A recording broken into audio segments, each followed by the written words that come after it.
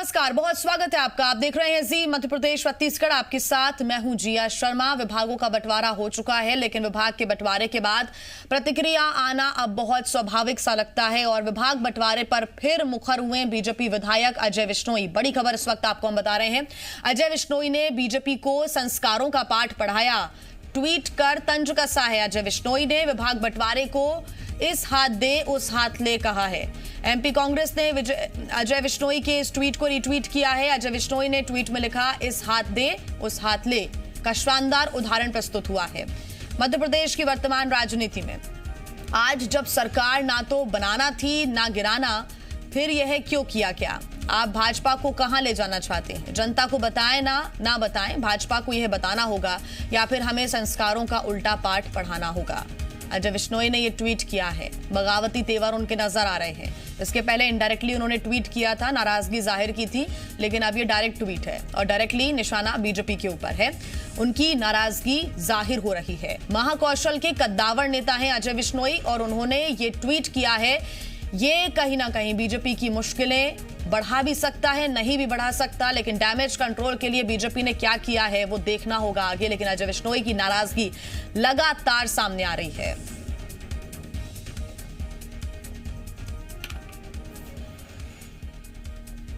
हमारे साथ खास मेहमान लगातार जुड़े हुए हैं बीजेपी से। हितेश वाजपेयी जी हमारे साथ जुड़े हुए हैं, भूपेंद्र गुप्ता जी हमारे साथ जुड़े हुए हैं कांग्रेस से, हरीश द्विवेकर जी हमारे एसोसिएट एडिटर जुड़े हुए हैं। हितेश जी, ये तो होना ही था। अजय विश्नोई का ट्वीट एक बार फिर आ गया। मंत्रिमंडल विस्तार के समय उन्होंने बोला कि शायद कुछ बड़ा करवाना चाहता है कोई, अब वो बड़ा नहीं पता क्या है। फिर उसके बाद जब देरी हो रही थी विभागों के बंटवारे को लेकर, तब भी उन्होंने कहा था कि भैया इतनी देरी मत करिए, नहीं तो नुकसान हो जाएगा बीजेपी को। अब जब बंटवारा हो गया है तो ट्वीट आपके सामने।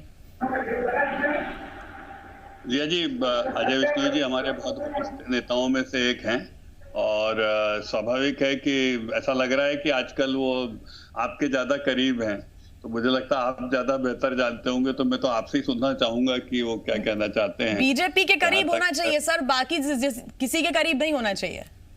बीजेपी के ही करीब नहीं है तो फिर क्या मतलब? फिर कैसे बीजेपी के कद्दावर नेता जब बीजेपी के ही करीब ना हो? भाजपा मेरे या कांग्रेस के या मीडिया के करीबी से मतलब है ही नहीं। हरीश द्विवेकर जी कुछ कह रहे हैं। हरीश जी,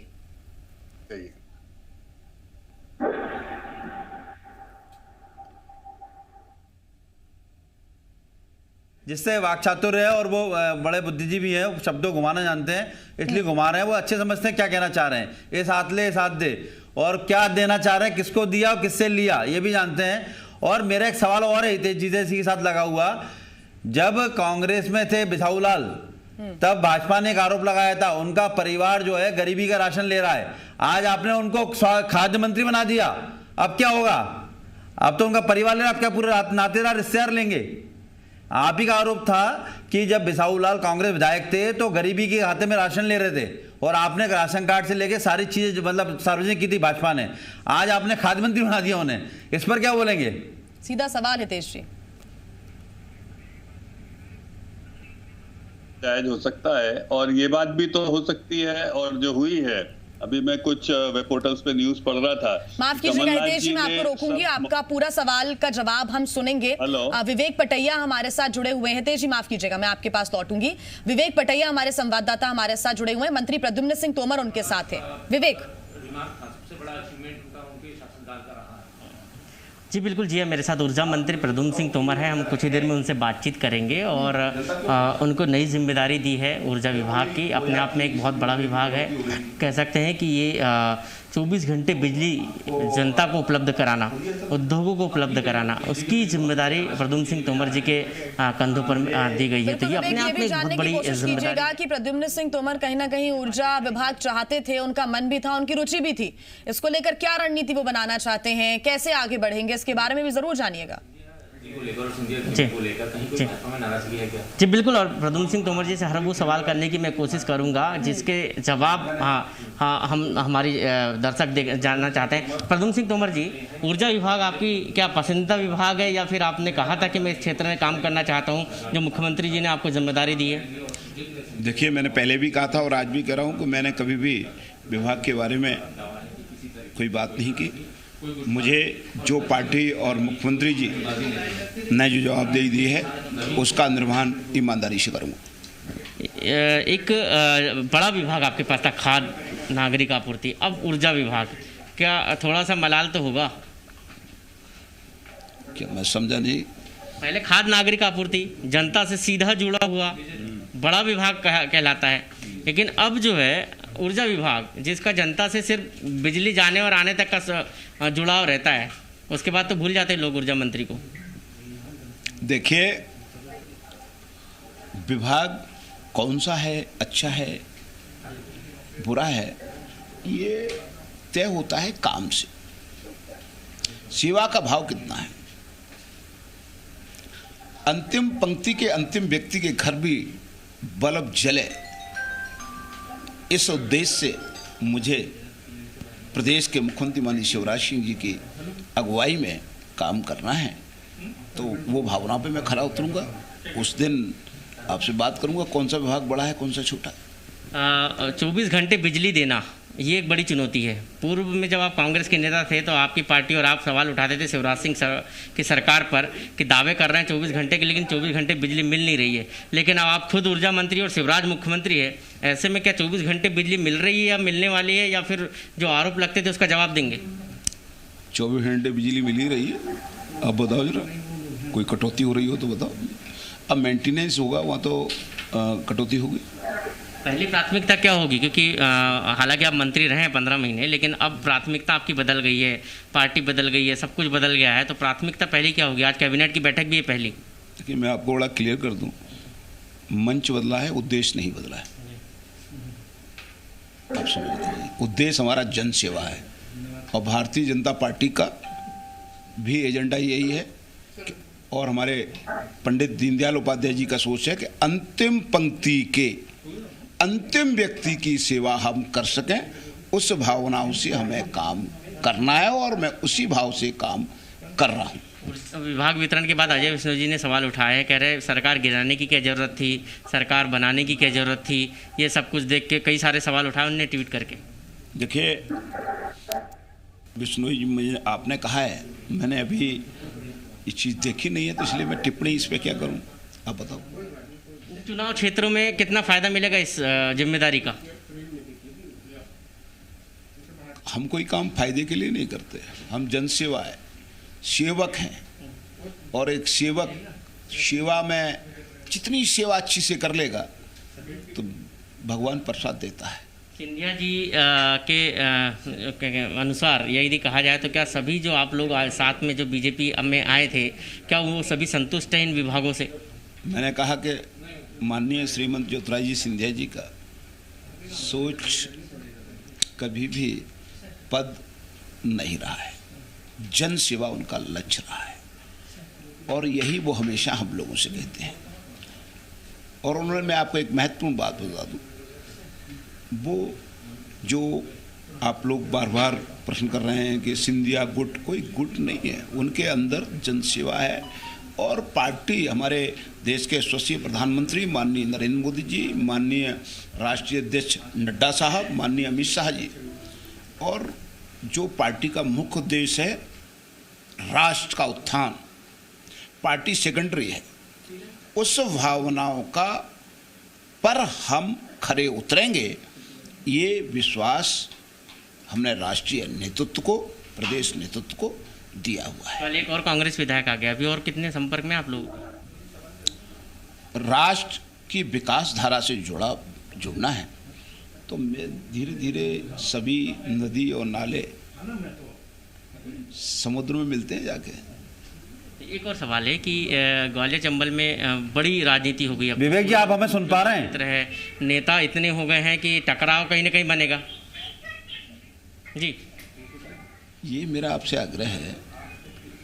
विवेक सवाल पूछ ले। ग्वालियर चंबल संभाग में बिजली वसूली लगातार पिछड़ रही है और अभी तक सबसे ज्यादा कम बिजली वसूली हो रही है और नुकसान हो रहा है पूरे प्रदेश में, तो ग्वालियर चंबल संभाग से क्या ऐसी चुनौती के रूप में कर लेंगे? सोच विचार, आमजन की भावनाओं का ध्यान रखना, ये भारतीय जनता पार्टी के अंदर है। एक सवाल है आपसे, मैं कहना चाहता हूँ बात, आप पूरी बात सुन लीजिए। भारतीय जनता पार्टी उस कदम की ओर चल रही है और आगे बढ़ रही है। आप दूसरे दलों की बात कर रहे हैं तो आपको मालूम है कि वहाँ कुर्सी लात घूंसे वाली पार्टी हैं जो इस स्तर पर जाती है। एक चुनौती वाला सवाल है आपके लिए ऊर्जा मंत्री के तौर पर, ग्वालियर चंबल क्षेत्र बिजली वसूली में सबसे पीछे है और अभी तक यदि देखा जाए तो चाहे वो ग्रामीण क्षेत्र की बिजली वसूली हो, शहर की क्षेत्र की बिजली वसूली हो या फिर औद्योगिक, सब में ग्वालियर चंबल क्षेत्र पीछे रहा और आप ग्वालियर चंबल क्षेत्र के मंत्री, ऊर्जा मंत्री बन गए हैं। अब कैसे करेंगे आप? ये बात मैं अभी ये बात इसलिए नहीं कह सकता कौन सा क्षेत्र पिछड़ा है कौन सा आगे। जब मैंने अभी तो मुझे चार्ज ले लूँ, पहले खुद समीक्षा कर लूँ तब कोई टिप्पणी करूँ। प्रद्युम्न सिंह तोमर जी, तमाम जो प्राथमिकताएं बताई हैं इन्होंने और कहा है कि वो चार्ज लेने के बाद अपनी प्राथमिकताएं बताएंगे, लेकिन तमाम चीज़ों का जवाब उन्होंने दिया है। और जिया, एक बात तो तय है कि ऊर्जा विभाग मिलने के बाद प्रद्युम्न सिंह तोमर खासे खुश नजर आ रहे हैं। बिल्कुल बिल्कुल विवेक, बहुत धन्यवाद आपका तमाम जानकारी के लिए। प्रद्युम्न सिंह तोमर से हमने बात की है, ऊर्जा मंत्री हैं, लगातार हमारे साथ हमारे खास मेहमान भी जुड़े हुए हैं। लेकिन इस पे एक कमेंट हरीश जी आपका चाहूंगी, क्योंकि ऊर्जा विभाग ये लगातार कहा जा रहा था कि प्रद्युम्न सिंह तोमर का मनपसंद जी एक तरफा हो जाएगा, नहीं तो ठीक है। हरीश जी के पास मैं लौटूंगी। हितेश जी अपनी बात खत्म करें, अपना आंसर दें। आपने बात कही, मैं हितेश जी का ले ले, हितेश जी का जवाब ले ले। बिल्कुल ठीक, हितेश, मैं एक रोचक उदाहरण दे रहा था आपको। एक मैं वेब पोर्टल पे न्यूज पढ़ रहा था, वो बहुत करीबी रहे हैं कमलनाथ जी के जी। तो उसमें एक हेडलाइन न्यूज है, मैं आपको भेज भी दूंगा हरीश जी, कि कमलनाथ जी ने कई मलाईदार विभागों से सारी मलाई लूट ली, अब वहां कुछ बचा नहीं है और लूट कर वो 15 महीने में निकल लिए। ये मैं आपको बताऊंगा, इंदौर से न्यूज है, मैं आपको जरूर भेजूंगा। तो ये आप इन चीजों पे ध्यान दीजिए। और कमलनाथ जी की जो कार्यपद्धति थी हरीश जी, वो थी ही एक्सप्लॉयटेटिव, और इसी कारण से जब एक्सप्लॉयटेटिव कार्यपद्धति को इन लोगों ने देखा, इनके कंधे पे रख के बंदूकें चलाई जा रही थी, तो वो लोग बाहर आ गए। तो ये तो विषय है हरीश जी। और मैं अपने ही विभाग का, जिसकी आपने बात करी है, जिसका मैं इतने साल रहा, मैं आपको उदाहरण दूंगा कि लगभग 1 दर्जन नेताओं को, मैं आपको सूची दे दूंगा, मैं भूपेंद्र जी भी जानते हैं, 1 दर्जन नेताओं को, क्योंकि कांग्रेस के बड़े लीडर से मैं नाम नहीं लेना चाहता, उनको मैंने नामजद रूप से ठेकेदारी से बाहर किया है पीडीएस के सिस्टम से, जिनके ऊपर आज भी इंक्वायरी चल रही है करोड़ों के खाद्यान्न के हेरफेर की। तो मुझे लगता है कि ये शिवराज जी की कार्यपद्धति है और शिवराज जी की पीठ सुन रही है साहब। उन्होंने रात को 12 बजे मुझे कहा है कि मैंने जब कहा कल एफआईआर होगी, तो उन्होंने मुझे रात को 11:30 बजे फोन करके बोला कि अभी तुम्हारे पास डीजीपी का फोन आ रहा है, इसको अभी करो। और आपको ध्यान होगा कि हमने रात को 12 बजे एफआईआर करी है। तो साहब ये शिवराज जी की कार्यपद्धति है, वो कमलनाथ जी की कार्यपद्धति थी। अंतर आप खुद देखेंगे हरीश जी, थोड़ा विश्वास रखिए। भूपेंद्र जी का मत लूंगी मैं इसमें। भूपेंद्र जी, हितेश जी,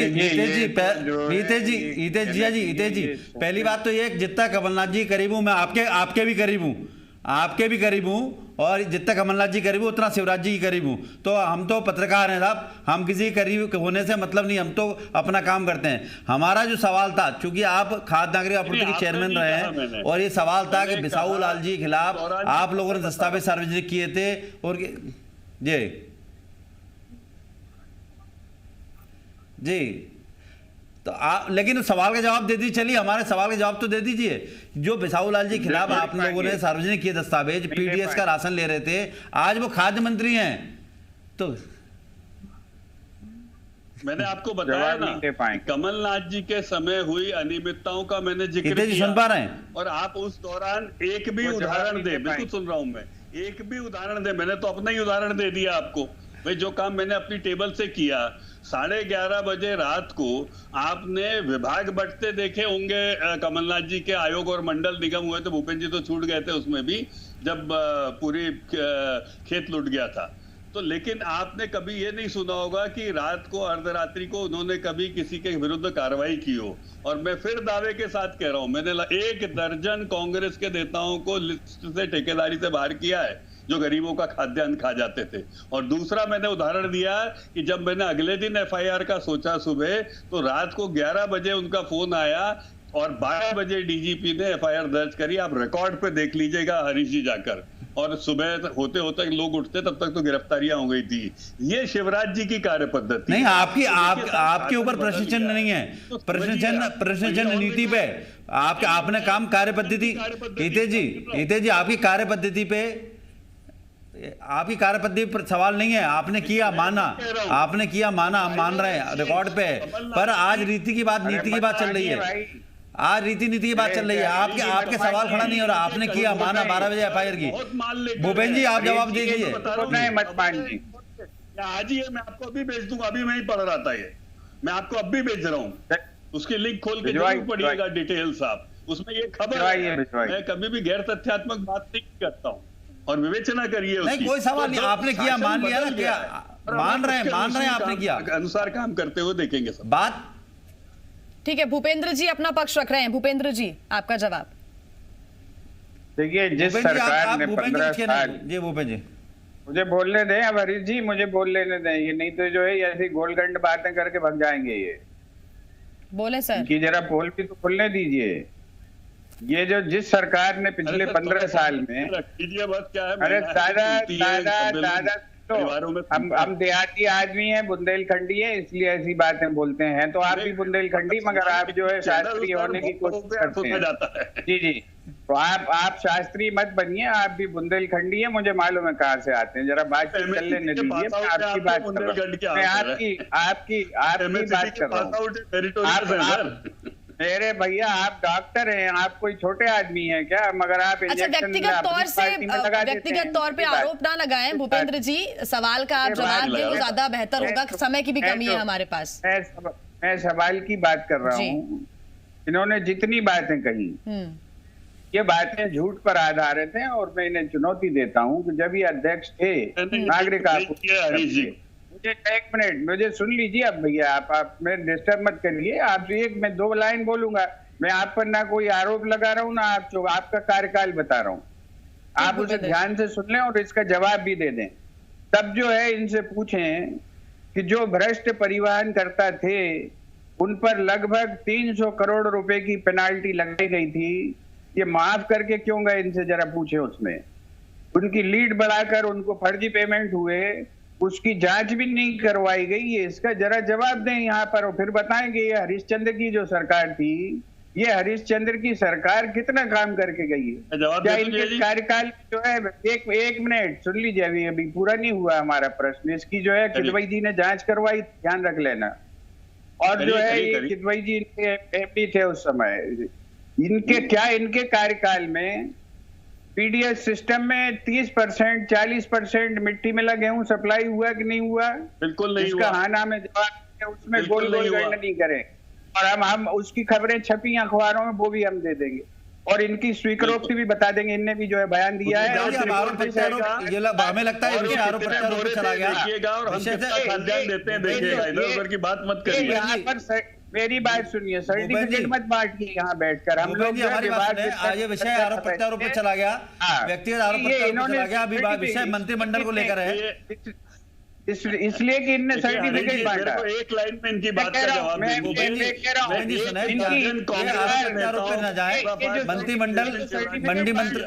ठीक है, चर्चा को हम समाप्त करेंगे। हितेश जी आपका आखिरी मत लूंगी मैं, आपकी आखिरी एक लाइन में आपका जवाब लूंगी, उसके बाद हम चर्चा को समाप्त करेंगे। हितेश जी आप बोले। आप 1 दर्जन कांग्रेस के नेता शिवराज जी के समय में नामजद रूप से, मुझे बहुत आश्चर्य हुआ था, मैं पहली बार ऐसे निगम में गया था जो 8-8 10-10 करोड़ का खाद्यान्न खा गए। ठीक, तो ये शिवराज जी की कार्य पद्धति है, वो कमलनाथ जी थी। अंतर देखेंगे आप।